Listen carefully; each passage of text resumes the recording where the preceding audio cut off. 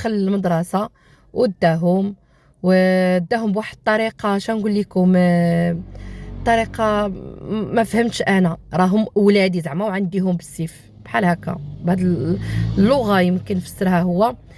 راهم ولادو عيديهم بالسيف وعيديهم الوقت اللي بغا بالطريقه اللي بغا، وهو زعما كيمارس على واحد الام. هم جوج ديتهم من المدرسه وما يهضروش معاك الولاد، وحنا سادين عليك البيبان، يعني ما يهضروش معاك الولاد، وعادي نقدر نجيبهم فوق كاش بغيت مثلا، او لا سيري دعيني او ليش بلا بيل. انا بابا ما درتش حاجه يمشي ظلم، يعني باش يمشي 30 صغير وقلب رهيف وحنينه وظريفه، ما عارفينش الناس، ما عارفين شو صرا من الداخل.